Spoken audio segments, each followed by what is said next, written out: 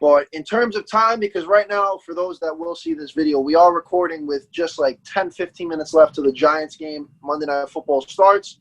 And I know Leel has a lot to say about this next topic. And here it is. The Saints defeated the Tampa Bay Buccaneers, the brand new Brady Bucks, 34-24 in Tom Brady's first game. Did this game decrease your stock buying the Bucks as Super Bowl contenders? Who's taking the stab? Hell no. I gotta step in here, man. Y'all see Brady on my wall, man. Don't play me like that. I gotta step in here, Kenny C. I'm sorry. First of all, hell no. All right. Let me tell y'all something. You see, the problem with this society is that we like to jump to conclusions right away, right? Right away, jump to conclusions. I see people all on social media. I see the disrespect for the GOAT himself all of my feed talking about, oh, he was a product of Bill Belichick's system. Let us remember, there was no training camp. There was no preseason games.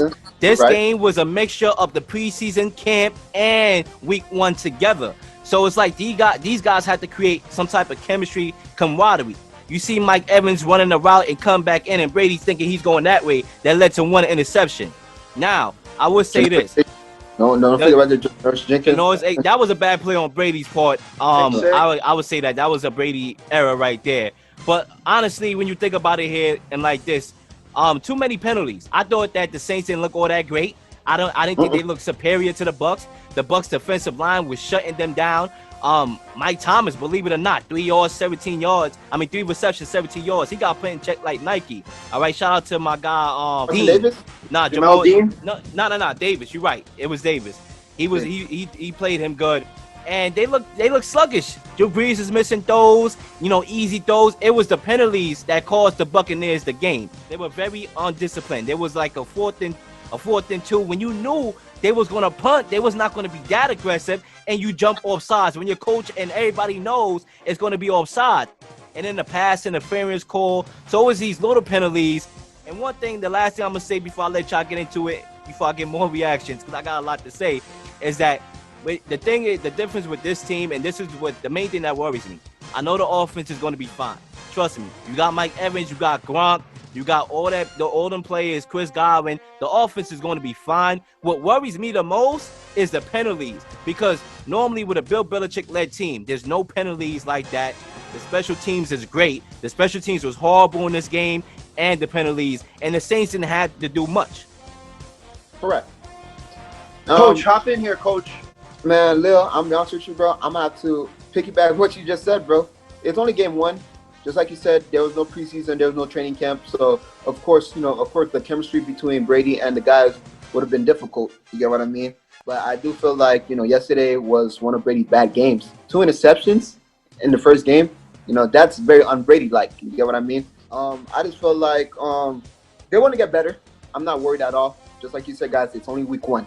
This is not week 8, week 9. It's only week 1, guys. So, this is just a warm-up game.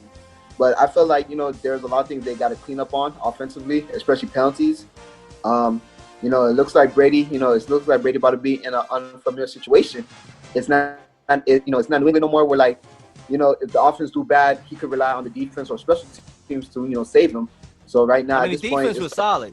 The defense was solid, though. It's just the special teams that worries me. Right. So I just feel like right now, Brady just got to take his time, have more patience, and, try to get a groove into the, new offense. But eventually, I can see the guys picking up the offense, and they're going to start winning games again. So I ain't worried, bro. Zach? So I have some interesting things to say. Like, as you guys know, I was very high on the Buccaneers in the preseason. I predicted them to win the NFC South. Like, I still think Tom Brady is very capable and has something left in the tank. The only thing is this. There were plenty of people last year that said, Tom Brady was done, and Tom Brady, he didn't play well last year. And to be honest, he didn't, especially in the back end of last season. He was not very good. And I believe he's better than that.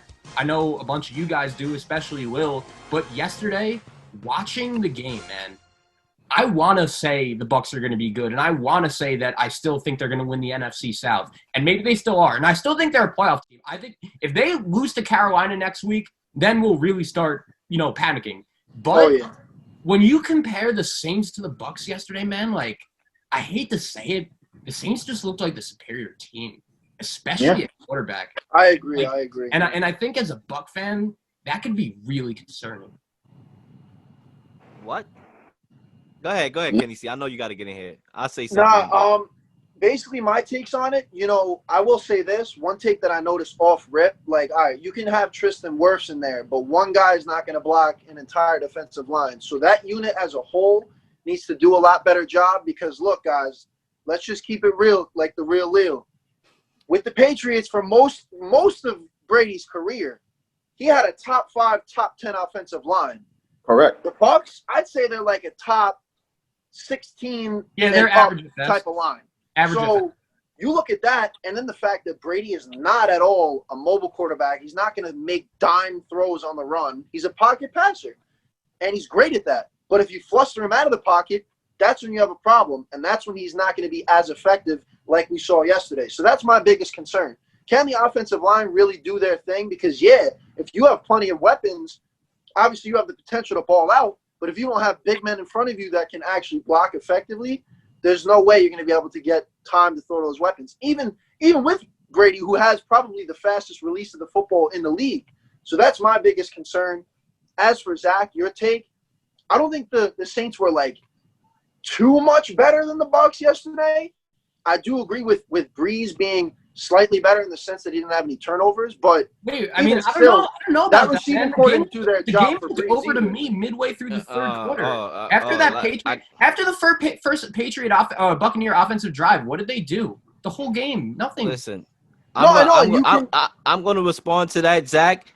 But Kenny C, there's a point that you made that made the most sense in this topic so far, honestly. And I got to be honest with you because the offensive line was really was not that great. I mean, it wasn't terrible, but it wasn't great either. And Donovan Smith is a guy that I point out to, and I'm picking him, and I'm singling him out because he's been in the league for 6 years. He gave up so many plays. He gave up a sack. He gave up a one play that lost him 4 yards, 2 sacks, actually. And you're an experienced veteran. You can't do that. His fundamentals was stupid. I'm like, what are you doing? You got a guy in Tristan Wirfs out of Iowa doing a better job than you are. I'm like, what is that? So the offensive line, they do need to get better. And to your point, Zac, I don't know where you get in the narrative that the Saints look far superior. Do I need to bring up the mistakes that the Buccaneers made that led? Self-made mistakes. What the Saints make? Nothing. The Bucs. The Saints. Listen, the Saints were we talking about a decade of experience that these guys, Drew Brees and Sean Payton, have together. These guys been bumped 3 years in a row in the playoffs. They had that experience. They had the camaraderie. The only person you were inserting into the offense that wasn't there was Emmanuel Sanders. They had that chemistry. Tom Brady and Bruce Arians, they trying to exactly. Right. You got Bruce Arians who's risk it, no biscuit, and you have Tom Brady who likes to dig a duck. So they still trying to find the camaraderie. And let's not act that we didn't hear Tom Brady a couple days ago say, listen, I'm still learning the offense. He warned everybody. He didn't say they was going to come out swinging. It wasn't no high. Tom Brady said I was going to throw 7 touchdowns. You watched the Bucs yesterday and you could have been inspired. The man went into the wrong house. And Florida in free agency. There was no training camp. So how do you expect? Okay, but every other team is having that same excuse. Gentlemen. All right, and I could go through those other teams. The Texans look horrible. They have a totally different wide receiving core now. They look terrible. I mean, the list goes on and on. Who else? Right. They look terrible. There was a lot of teams that had and there were a lot of teams that the Cowboys. Good. I mean, they look terrible. I will say this. I will say this to mediate between this because this is a good debate here. You guys are getting heated. I will say this. There was definitely, Zac, like you said, there was definitely some good teams that were effective, and that didn't bother them at all that they didn't have time to get that camaraderie and chemistry. But then to Leel and Cam's point, I mean, definitely if you're not going to have a training camp or a preseason, like, how the hell is your team really expected to bond? Like Mike Evans and Brady on that pick. I just don't understand. It was evident. I just don't understand how you could have watched the Bucs yesterday and you could have felt good about that. Drew Brees looked terrible. Drew Brees didn't look all that good. I wouldn't say that. Wait a minute. The biggest play. The Saints were moving the ball fine. The Saints were moving the biggest play. The biggest play. Stat line, bro. The biggest play. $160 First with of all, 2 touchdowns. 18 I'm about to for get y'all 30. right now. That's Yeah, accurate. 18 for 30. I'm about to get, you even got Kenny That's C not defending. bad. You even got Kenny C defending the Bucks, and you know damn well he don't like Brady. And I mean, you But he's talking? What the defending hell are you the Saints. talking? Didn't he just say 18 for 30? That's I'm gonna tell you right now. No, yeah, First of all, Breeze Kenny didn't have a was bad defending the game. Saints, not the If Bucks. this- What are you talking about? I wouldn't say Breeze had a bad if the game. Saints were Yeah, so he had a superior, fine game. if the Saints were so superior than the Bucks, how did Mike Thomas can't guard Mike? Right? What That's did his Mike name on Evans Instagram. do? Nothing. He only had 17 one yards. catch. He had a was hamstring good. injury. Evans was hurt, He had sir. a hamstring Sir, Yeah, injury. in his hurt. defense, he was Hamstring playing through injury. He had a I will say hamstring that. injury. Another thing, I mean, Evan Kamara, don't get me wrong, he looked good in the eye test, but Oh, the you yards, can't he talk only about had Kamara. 51 Come yards. He only Kamara had was 51 leading that yards. offense. He only had 51 yards receiving. He didn't have a He great had a rushing receiving yard. touchdown and rushing You know what I'm saying? touchdown. So Yeah. it's not like, bro, it's not like they were far superior. The one big play, the biggest play offensively for Drew Brees in that offense was a 46-yard play in which James Dean stopped on a route because he didn't believe Drew Brees was going to throw it to Jared Cook. That was a fundamental self-made error. If it talking about wasn't for that route. play, That corner yeah, route. Right. yeah, that he All threw right, it to but Cook. but the problem is this, man. Like, if you want to talk about all this, that's fine. If you watched the game yesterday, and you guys know, I wasn't high. You guys know, I wasn't high on the Saints going into the season at all. Like, I was rooting for the Bucks yesterday. I would have loved to see the Bucks win yesterday. You guys know that. I picked the Saints. Now, I was on the contrary. But I didn't even pick the Saints to make the playoffs. But I don't know. Once again, I don't know how you could watch yesterday's game and say, like, oh, the Bucks are going to be fine. Like, I just showed you the stats. What's It was that? a bad play defensively on James Dean that allowed Tom that Brady, 46-yard they bomb. scored one There was a touchdown muff in the punt. first drive, There was and a that muff it. punt. There was a Jamel Dean, muff not punt. the actor James Dean, Leel. Yeah, Jamal Dean. Excuse me. No, I'm And then there was loving the beef. and there was a muff punt, third and 13, in which they had a pass interference call, bro. All those right there, the Saints wasn't clicking offensively. You got Drew Brees throwing behind the wide receiver. They didn't look in sync. You can't sit here and tell me it was scary. My last mediating take on this is that it was week 1, and we got plenty of football left for both these teams to work on their individual teams.